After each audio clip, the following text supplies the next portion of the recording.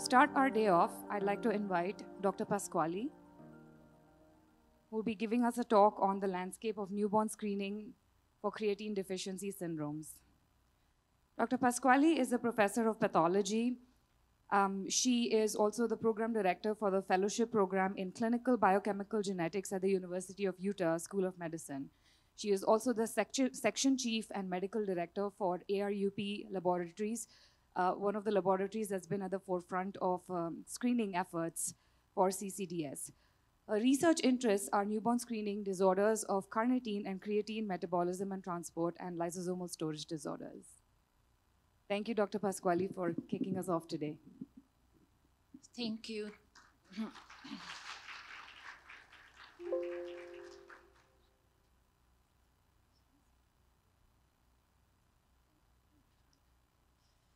Thank you very much for the introduction and for inviting me. Today, I'm just going to take a few minutes of your time to go back to newborn screening and just to start a discussion, hopefully, on where do we go, where are we, what and where we can go. Because with all the research that's going on that we have been listening at yesterday and we are going to hear today, there is no doubt that soon, I'm an optimistic, and there is no doubt that soon we're going to have a therapy, and we need to be ready to identify these patients early and when the therapy is available. So,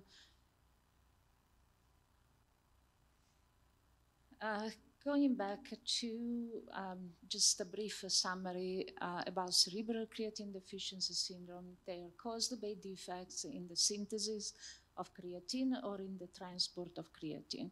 They are characterized by intellectual disability, autistic-like behavior, seizures, speech, and cognitive delays. They can also present with a milder phenotype with moderate intellectual disability, attention deficit disorder, and hyperactivity. They can be diagnosed by biochemical test, molecular test, and MR spectroscopy. And when you combine these all together, you really get the full picture, and you can identify this condition.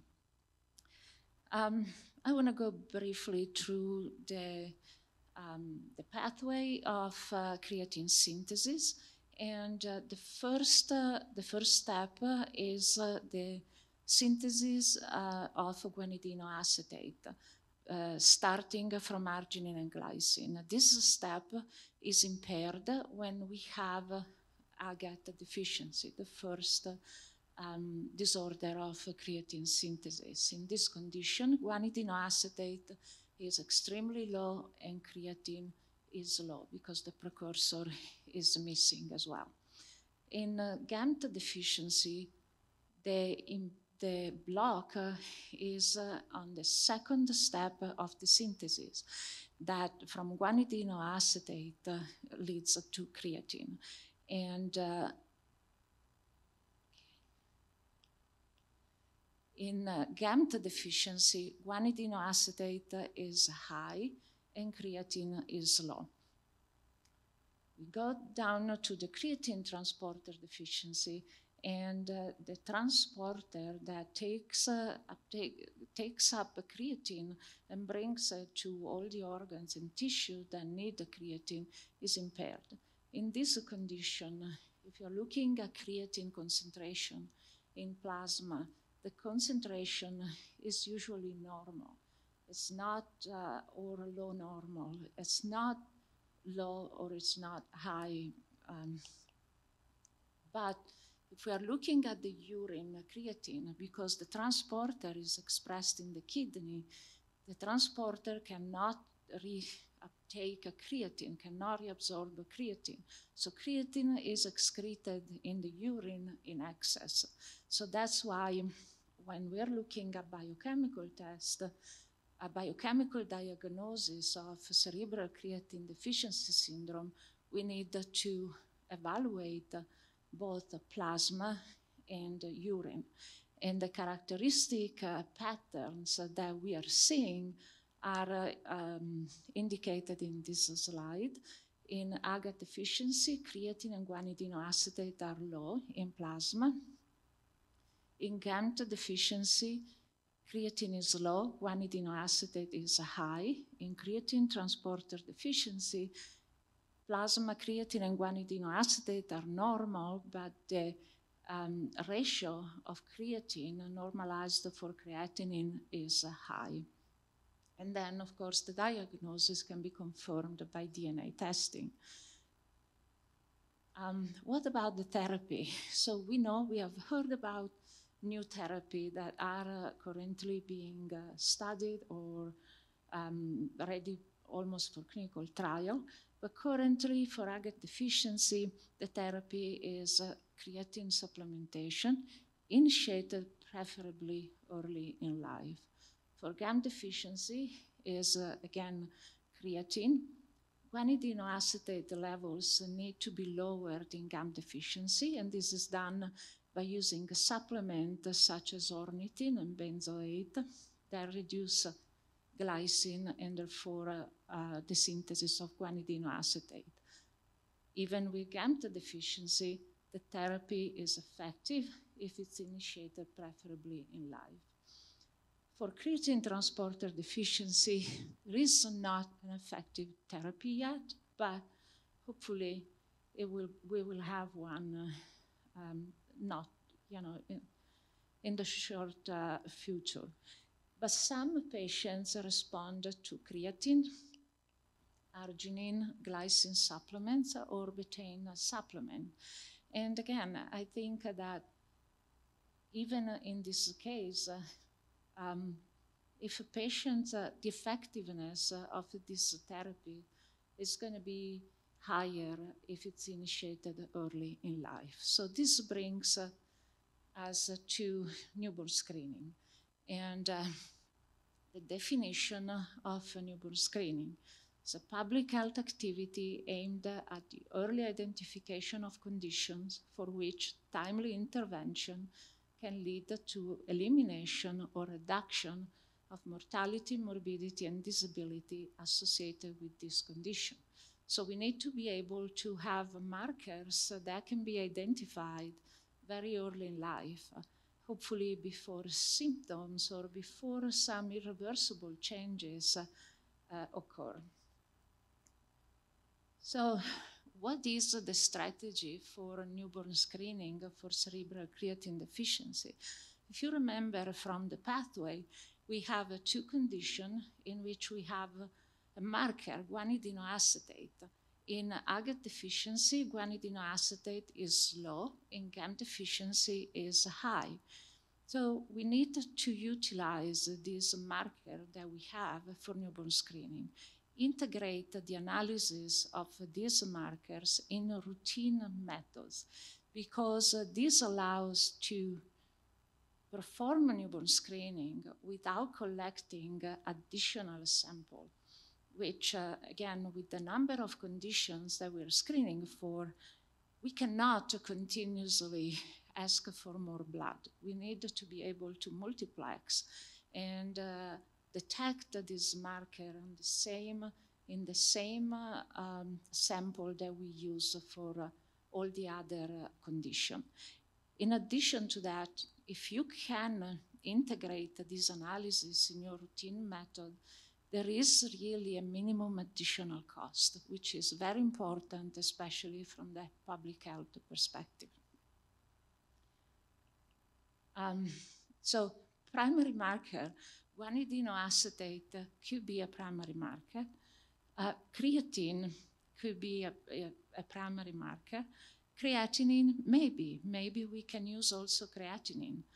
And then we use a secondary marker. What do I mean by secondary marker?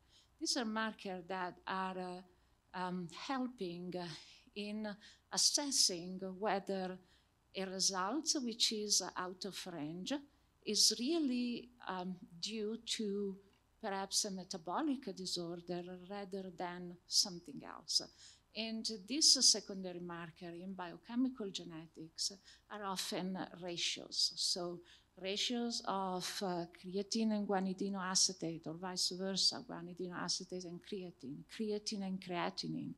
All of these need to be explored and used in a newborn screening program. We know that this works because we have done this for GAMT deficiency. We have integrated guanidinoacetate and creatine in routine screening. We have used the ratio guanidinoacetate-creatine. And as a result, we have that the Advisory Committee on Heritable Disorder in Newborns and Children, after several years, it has been not an easy path, but after several years, and after 2 infants were identified, one in Utah and one in New York, through newborn screening with GAMT deficiency, this committee voted unanimously in favor of adding GAMT deficiency to the recommended uniform screening panel.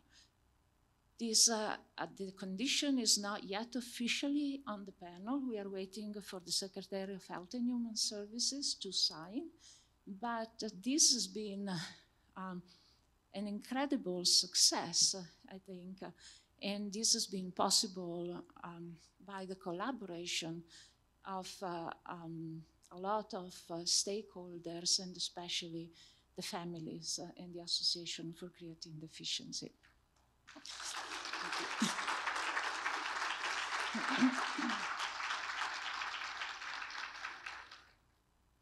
So I told you about these markers that can help in identifying this condition, and this is the example. In this graph, there are the black square represent guanidinoacetate in patients in dry blood spot of patients with the GAMT deficiency. On the x-axis, you see it's the age, and on the y-axis is the concentration. The open circle are the concentration of guanidinoacetate in unaffected control. So in infants who do not have a GAMT deficiency, you can see that there is a pretty good separation. So we know that this is a very good marker.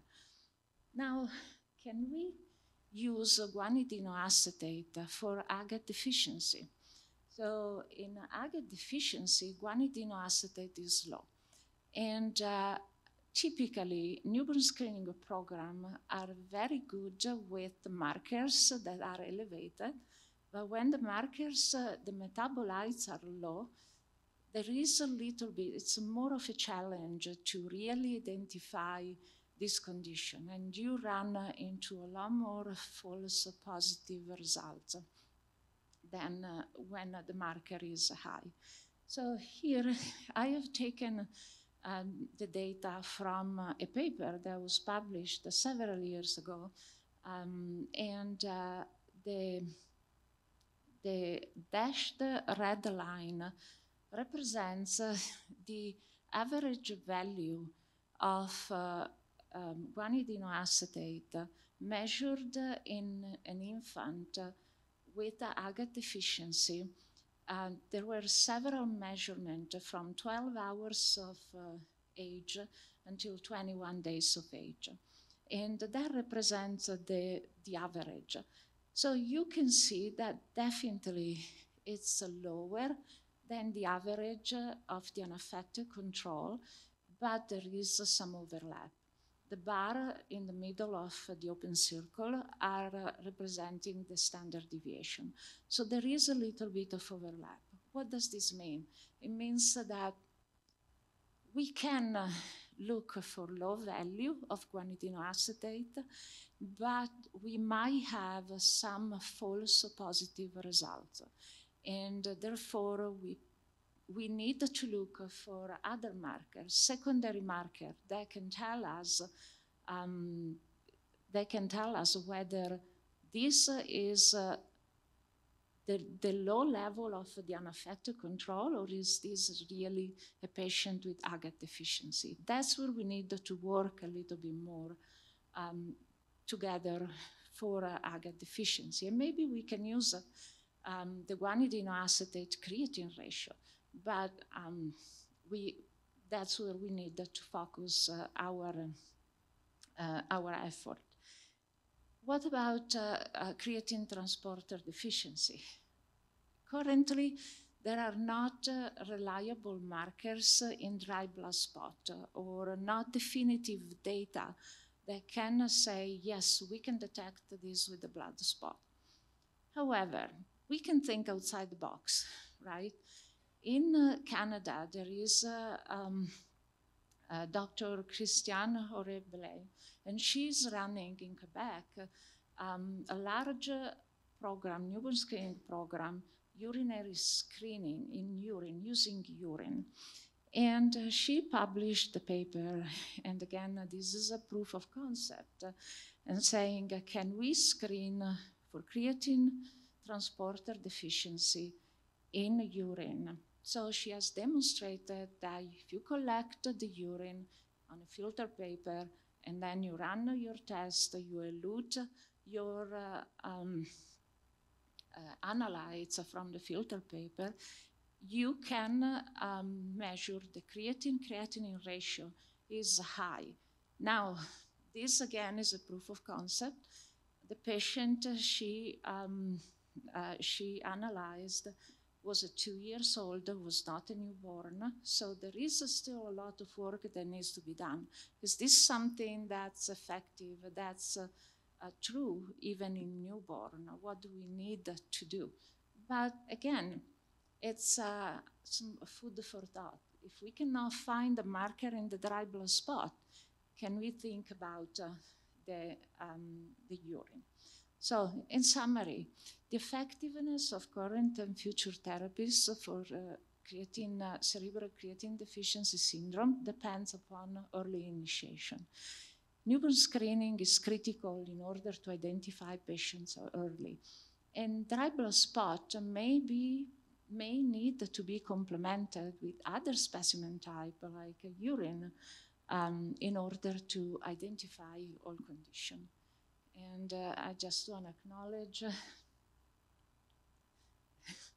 everybody who is working with me, my lab at ARUP, the University of Utah, and the Division of Medical Genetics and the Metabolic Clinic, and especially the Association for Creatine Deficiency and Patients and Family. Thank you.